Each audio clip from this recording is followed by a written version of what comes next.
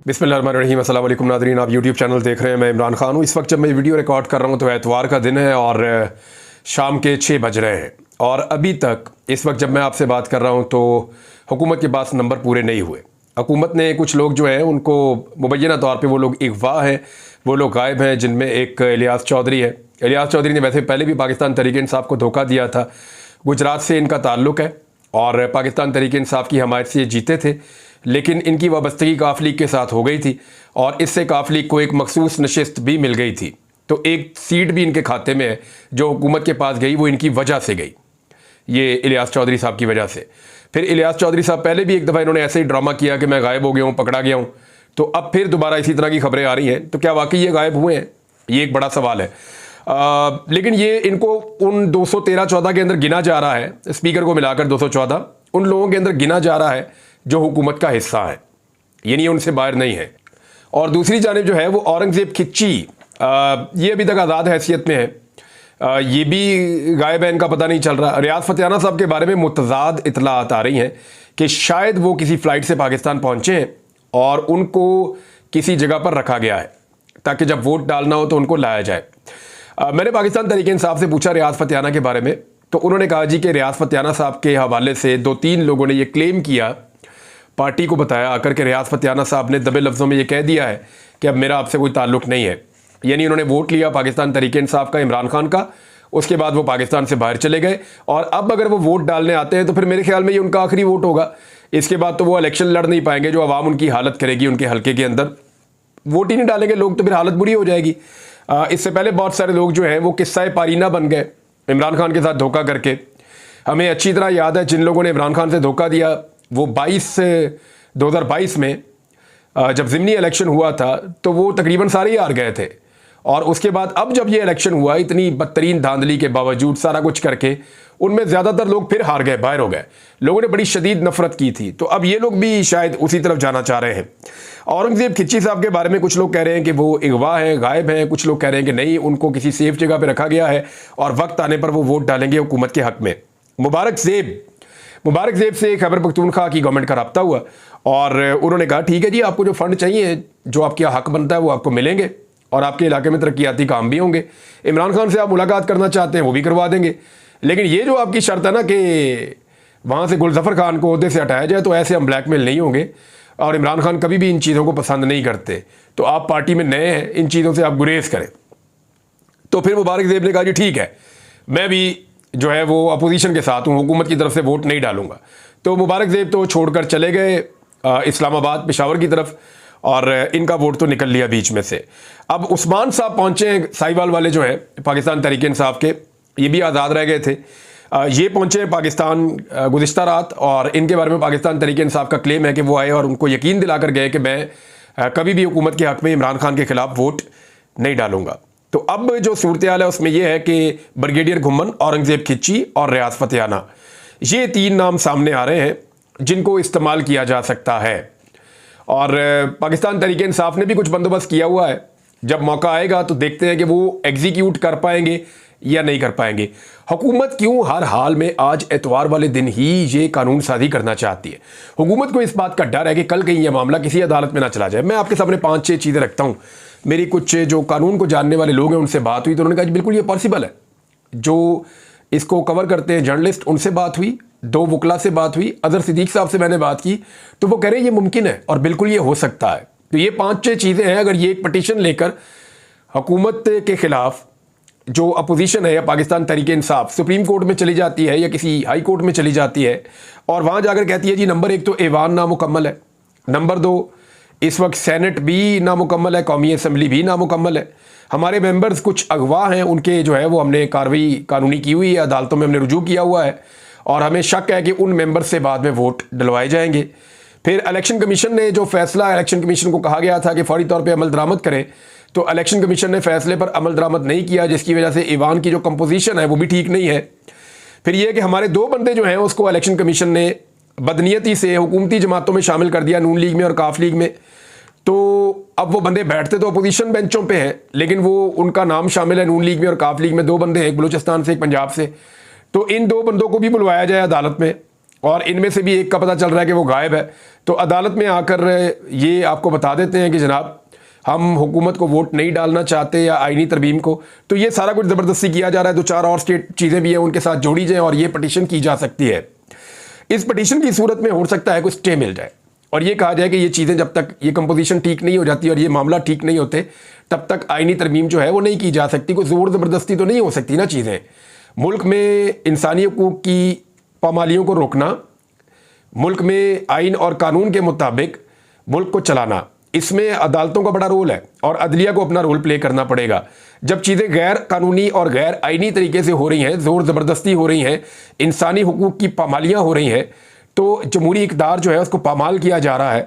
तो ऐसे में सुप्रीम कोर्ट ऑफ पाकिस्तान का रोल तो बनता है। अगर वहाँ पटिशन जाएगी तो लाजमन ये पटिशन सुननी भी चाहिए और इसके ऊपर इस आइनी तरमीम पे स्टे भी देना चाहिए। तो इसलिए शायद ये हुकूमत सोच रही है कि आज संडे का दिन है, आज चाहे सारी रात लग जाए, जो भी हो जाए, आज के आज में ये आइनी तरमीम करनी है। ये पाकिस्तान की तारीख की एक अनोखी तरीन आइनी तरमीम है। आइनी तरमीम जो है ना बड़ा लंबा चौड़ा काम होता है। मैं अब इसकी कुछ चीज़ें आपके सामने रखने लगा हूँ। ये एक ऐसी आइनी तरमीम है कि तरमीम करने वालों को अभी तक पता ही नहीं है कि कौन सी आइनी तरमीम आ रही है और सारे इस्लामाबाद में बैठे हुए हैं। यानी पीपल्स पार्टी ने अपने MNAs, सेनेटर्स, PMLN ने अपने MNAs और सेनेटर्स, और फजलुर रहमान साहब ने अपने MNAs और सेनेटर्स, MQM, ANP, सारे वहाँ पे इकट्ठे हुए हुए। कहाँ पे? सारे आए हुए हैं इस्लामाबाद में। और वो सब के सब जो हैं, जितने भी लोग इस्लामाबाद में इकट्ठे हुए हैं, उनमें से किसी को नहीं पता, चंद एक लोगों को छोड़ के, कि वो एक्चुअली करने क्या जा रहे हैं। और जिनको पता उनके पास भी अभी तक मुसव्वदा नहीं है। फजलुर रहमान साहब ने कहा जी मुझे दें तो सही आइनी तरमीम का मुसव्वदा, मैं पढ़ूँ, मुझे पता तो चले। तो फजलुर रहमान साहब को वो दिया नहीं गया। इसमें जो पाकिस्तान तहरीक इंसाफ के लोग गए, उन्होंने कहा फजलुर रहमान साहब आपको तो रबर स्टैंप समझ लिया एक तरह से। यानी ये आपकी कोई सियासी हैसियत के ऊपर एक चैलेंज है कि आपको कह रहे हैं जी आपको हम मुसव्वदा देंगे, साथ ही आपको कहेंगे जी वोट दे दें। ऐसे तो नहीं होता। आप उसे पढ़ेंगे, उस पर गौर करेंगे। तो फजलुर रहमान साहब ने कहा जी ठीक है, बिल्कुल मुसव्वदा मुझे पहले आप दें। तो इसी तरह अख्तर मेंगल साहब को जब मियाँ साहब ने रब्ता किया जी हमें वोट डाल दें आप, तो अख्तर मेंगल साहब ने कहा जी मुसव्वदा दे दें मुझे आइनी तरमीम का। तो उन्होंने कहा जी वो तो नहीं है। यानी किसी के पास भी आइनी तरमीम का मुसव्वदा नहीं है मुबैना तौर पे। ये मैंने, क्योंकि किसी और ने रिपोर्ट किया, मैं खुद नहीं कह रहा। हाँ, लेकिन एक चीज़ ऐसी है कि जो अख्तर मेंगल साहब ने खुल कर कही। उन्होंने कहा जी मेरे बलूचिस्तान से लोग जबरी तौर पर लापता हैं, उन लापता अफराद को आप बाजियाब करवा लें और हमें वो लापता अफराद वापस दे दें, उनको जो है छोड़ दें, तो आप मेरे से वोट ले लें। यानी बड़ा तगड़ा और बड़ा सही सौदा किया उन्होंने। यानी ये लापता अफराद तो पता नहीं कभी वापस आने नहीं आने, किन हालत में आने, कितना अरसा इनको लग जाएगा, उनकी फैमिलियों की तकलीफ़ है। तो वाहिद एक लीडर है जिसने खुलकर बात की है। बाकी सारे लोग बंद कमरों में कोई हुकूमत मांग रहा है, कोई इक़्तिदार मांग रहा है, कोई सीटें मांग रहा है, कोई पैसे मांग रहा है, कोई डरा हुआ है, कोई खौफजदा है। वाहिद आदमी है जो ना डरा हुआ है, वाहिद आदमी है जो ना लालच कर रहा है, वाहिद आदमी है जिसने कोई चीज़ नहीं मांगी। ये सिर्फ एक चीज़ मांग रहा है, इंसाफ।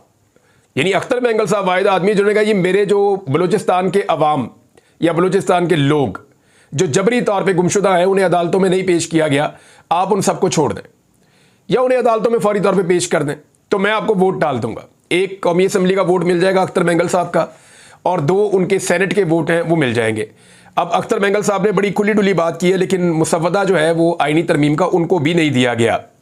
तो आइनी तरमीम का मुसव्वदा इस वक्त तो हुकूमत के जिन लोगों से बात करें, चाहे वो पीपल्स पार्टी है, चाहे वो PMLN है, चाहे वो MQM है, वो सब कहते हैं जी हमें तो पता ही नहीं है इसका। थोड़े दिन पहले एक एमल वली खान साहब जो ANP के सरबराह हैं, उनका एक स्टेटमेंट आया हुआ था। वो ये कह रहे थे कि बेशक मैं गलत तरीके से सेनेटर बना, यानी 2 नंबरी करके सेनेटर बने थे एमल वली खान साहब, क्योंकि खैबर पख्तूनख्वा से इनका ताल्लुक है। बलूचिस्तान गए, मांगे तांगे के वोटों से इधर से ले उधर से ले, तो ऑब्लाइज हुए थे, जैसे एस्टेब्लिशमेंट ऑब्लाइज करती है। बिल्कुल वैसे सेनेटर बने जैसे मोहसिन नकवी बने, जैसे फैसल वाडा बने, जैसे और लोग बनते हैं, औरंगजेब साहब बने जो वजीर ख़जाना है। तो इसी तरह सेनेटर बने एमल वली खान साहब एस्टेब्लिशमेंट की मदद से। लेकिन उन्होंने ये माना, अच्छी बात ये उन्होंने माना कि जी मैं ये बना ज़रूर हूँ और गलत तरीके से बना हूँ, लेकिन मैं सिर्फ असेंबली में पहुँचना चाहता था ताकि मैं अवाम को हकीकत बताऊँ कि एक्चुअली हो क्या रहा है। तो आज उन्होंने अवाम को हकीकत बताई, उनका बहुत शुक्रिया। उन्होंने कहा जी मैं वोट डालूंगा। उन्हें भी नहीं पता कि अभी आईनी तरमीम क्या आने जा रही है, अपने मुंह से कह रहे हैं इससे अवाम का कोई फ़ायदा नहीं है, लेकिन वो ये कह रहे हैं रियासत की ज़रूरत है तो मैं डालूंगा। तो वो जो एमल वली खान साहब हमेशा नारे लगाते थे कि मैं एंटी एस्टेब्लिशमेंट हूँ, वो जो हमेशा ये कहते थे कि मैं इनकलाबी बयानियाँ रखता हूँ, आज उनका इनकलाब भी बैठ गया और एंटी एस्टेब्लिशमेंट वाला टैग भी उनसे छिन गया। खैबर पख्तूनख्वा में मेरी बहुत सारे लोगों से बात हुई, लोग यहाँ सोशल मीडिया के ऊपर और मोबाइल फ़ोन के ऊपर, इवन जो ANP के हमारे दोस्त हैं वो भी कह रहे हैं यार ये हमें नहीं करना चाहिए। हम इस दिन के लिए तो सियासत नहीं कर रहे थे कि हम बी टीम बन जाएंगे और वो करेंगे जो निज़ाम चाह रहा होगा। हमारी तो एक इनकलाबी सियासत थी और हमारी तो एंटी एस्टेब्लिशमेंट एक सोच हुआ करती थी, और आज हम गुलाम बन गए हैं। तो ये जो गुलामी है ये एमल वली खान साहब को मुबारक हो, और उन्होंने ये साबित किया कि एक्चुअली वो आवाम को जो हकीकत उन्होंने बतानी थी वो ये वाली हकीकत थी जो उन्होंने बता दी है। बहरहाल अदालत से बचने के लिए आज ये कानून साजी करने की पूरी कोशिश की जाएगी। मैंने आपको बताया कि मौलाना फजलुर रहमान साहब जो है इस वक्त सबसे ज़्यादा रेलिवेंट है। उनके रेलिवेंट होने की दो वजूहत हैं। एक वजह यह है कि पाकिस्तान तहरीक इंसाफ से लगातार सीटें छीन कर PMLN को दी गई। इसकी वजह से PMLN की सीटें बढ़ गई उस लेवल तक के जहां फजलुर रहमान साहब की 8 सीटें इंपॉर्टेंट हो गई। अगर तहरीक इंसाफ की जो 7-8 सीटें छीनी गई वो अगर ना जाती तो आज फजलुर रहमान साहब भी कुछ ना कर पा रहे होते। दूसरी बात यह है कि जो मखसूस नशिस्तों का फैसला आया उसकी वजह से भी जो है वो ये सिचुएशन पैदा हुई। अगर ये फैसला ना आता और हुकूमत के बाद मखसूस नशिस्तें रहती तब भी फजलुर रहमान साहब कभी रेलिवेंट ना होते। तो हादसाती तौर पे फजलुर रहमान साहब रेलिवेंट हो गए तो उनके बाद ये मौका है कि वो अपनी सियासत को ज़मीन से ऊपर आसमान की तरफ लेकर जाएं। उनके पास मौका है, उनके हाथ में कुल्हाड़ा है, देखते हैं वो अपने पाँव पे मारते हैं या वो निज़ाम के पाँव पे मारते हैं। लेकिन नॉर्मली आज तक फजलुर रहमान साहब ने हर कुल्हाड़ा अपने पाँव पर मारा है। अब ये जो कानून साजी होने जा रही है ना, इसमें 2-4 चीज़ें फंस गई हैं। एक तो जनाब फजलुर रहमान साहब ने ये कहा कि जी आईनी अदालत अलग कर दें, तो हुकूमत भी कह रही है ठीक है जी आईनी अदालत अलग कर देते हैं। लेकिन वहां पे हो ये रहा है कि काजी फायद ईसा साहब को आईनी अदालत अलग बना के उसका चीफ जस्टिस बनाने की तैयारी हो रही है मुबैना तौर पे, और इस पे काजी साहब नहीं मान रहे कि नहीं जी काजी फायद ईसा साहब को आप आईनी अदालत का सरबराह नहीं बना सकते, वो अपने टाइम पे रिटायर हो रहे हैं, उन्हें होना चाहिए, उन्हें एक्सटेंशन नहीं मिलनी चाहिए, एक्सटेंशन के हवाले से कोई कानून साजी का हम हिस्सा नहीं बनेंगे। अभी तक तो फजलुर रहमान साहब ये कह रहे हैं। दूसरा जो उसमें एक और इंपॉर्टेंट चीज़ है वो ये है कि पाकिस्तान तहरीक इंसाफ ने फजलुर रहमान साहब से कहा कि ठीक है अगर आप ये करना ही चाहते हैं और आप इस आईनी तरमीम का हिस्सा बनना ही चाहते हैं तो हमारी एक गुजारिश है वो अगर आप मान लें, वो ये है कि आप जब चीफ जस्टिस ऑफ पाकिस्तान का तकर्रुर करें या उनका इंतखाब किया जाए तो बजाय इसके कि टॉप 5 में से किया जाए वो टॉप 3 में से किया जाए। उसकी वजह यह है कि पाकिस्तान तहरीक इंसाफ ये जानती है कि जो टॉप 3 जजेस हैं वो इंसाफ और आइन और कानून वाले हैं। उसके बाद जो जजेस हैं उनके ऊपर पाकिस्तान तहरीक इंसाफ को शकूक व शुबहात हैं। अब इस वजह से पाकिस्तान तहरीक इंसाफ और हुकूमत जो है वो टॉप 3 जजेस को पसंद नहीं करती, वो ये कहती है कि चौथे 5वें नंबर वाले हमें पसंद है।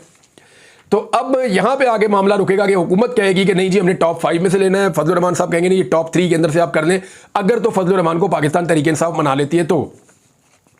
दूसरी बात यह है कि अगर पाकिस्तान तहरीक इंसाफ तहरीरी तौर पर किसी भी सूरत में इस आईनी तरमीम को किसी जगह पर भी इंडोर्स कर देती है या फजलुर रहमान साहब के साथ कोई मुआहदा कर लेती है तो फिर आप याद रखिएगा कि पाकिस्तान तहरीक इंसाफ इस मामले को कभी भी अदालत में चैलेंज नहीं कर पाएगी, क्योंकि ये मामला जाना तो अदालत में ही है। ये मुतनाज़े आईनी तरमीम अदालत के अंदर जाएगी और जब ये मुतनाज़े आईनी तरमीम अदालत के अंदर गई तो वहाँ पे बेंच बनेगा।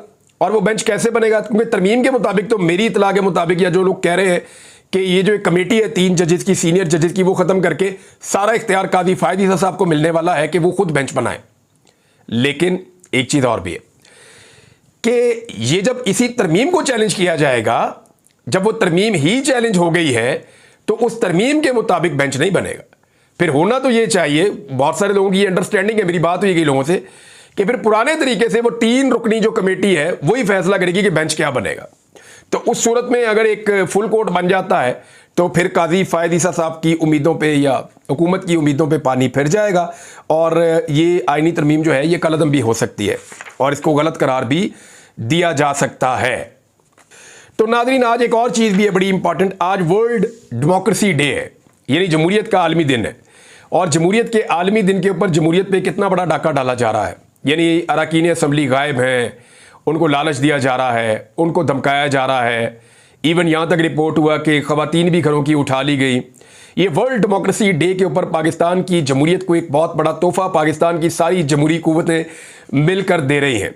बिलावल भुट्टो जरदारी और नवाज शरीफ, आसिफ अली जरदारी, शहबाज शरीफ, मरियम नवाज, वो तो पंजाब में है लेकिन फिर भी पार्ट ऑफ द गेम है। ANP, फजल रहमान साहब अगर साथ देते हैं तो MQM, ये सारी जमातें क्या साबित करना चाह रही है? ये सारी जमातें अपना टोटल सरेंडर साबित कर रही हैं। इनके पास दो ऑप्शन हैं, देखिए आप गौर करें।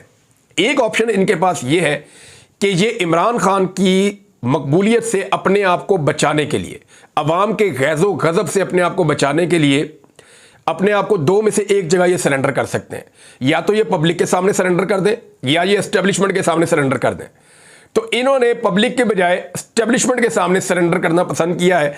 और जो आईनी तरमीम जिसका मुसव्वदा भी अभी तक मुबैना तौर पे इनके पास नहीं है, ये वो आईनी तरमीम करने जा रहे हैं। क्या ये टिक पाएगी? क्योंकि देखें अदालतें मौजूद हैं, अभी अदालत के अंदर ये मामला चैलेंज भी होगा, लेकिन क्या हुकूमत नंबर पूरे कर पाएगी? पाकिस्तान तहरीक इंसाफ की इस पे एक स्ट्रेटेजी भी है, वो स्ट्रेटेजी कितना काम करती है इसके बारे में हम बात करेंगे जिस वक्त ये सिचुएशन आगे बढ़ेगी। अब तक जो कुछ भी हुआ मैंने आपको बता दिया। तहरीक इंसाफ दोबारा फजल रहमान साहब से मिल रही है, फिर फजल रहमान साहब से थोड़ी देर पहले दोबारा हुकूमती वफद भी आकर मिला है।